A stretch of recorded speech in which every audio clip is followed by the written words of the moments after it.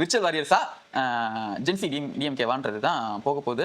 நான் கூட சரி நினைச்சேன், இந்த ஜென்சி திமுக வந்து ஒரு புதிய வழியை கண்டுபிடிக்க போகுது. ஏன் தோத்தோம், இனிமே நம்ம எப்படி நடந்துக்கணும், நம்மலாம் வந்து எப்படி வந்து அடுத்த கட்டத்துக்கு எப்படி நகர போறோம் போவாங்கன்னு பார்த்தா இவங்க அந்த ரூட்ல போல, இவங்க பழைய குருடி கதவை தொடடின்ற மாதிரியே திருப்பி பின்னாடி வாழையடி வாழையா வந்துட்டு இருக்குது.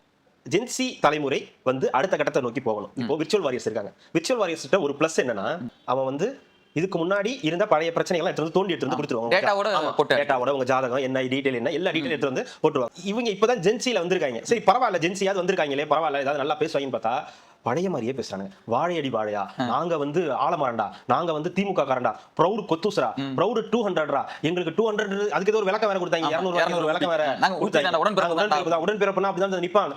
தம்பிகளா உங்களுக்கு இன்னும் புரியல.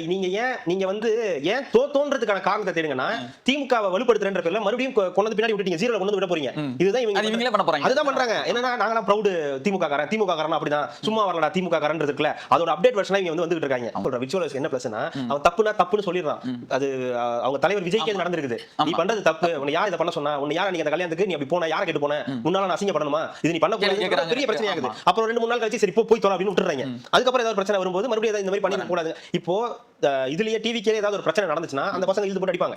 நீங்க இன்னும் என்ன பண்ணிட்டு இருக்கீங்க, இன்னும் அதே சொம்பு தூக்குற வேலையை தான் பாக்குறீங்க, இன்னும் அதே முட்டு கொடுக்குற வேலையை தான் வந்து பாக்குறீங்க அப்படின்னும் போது அப்புறம் எப்படி அது ஜென்சி திமுக, அப்ப உங்களையும் அவங்க அதே கேட்டகரியில தான் வச்சிருப்பாங்க. தம்பிகளா உங்களுக்கு புரியல, இது நடக்காது, இது ஆகாது. ஒருபோதும் திமுக ஜென்சி அந்த இதையும் இங்க டிவிக்கோட விர்ச்சுவல் வாரியர்ஸும் கம்பேரே பண்ண முடியாது. இந்த இதை வச்சுட்டு இதுவும் ஒண்ணா அப்படின்னு கேட்பாங்க.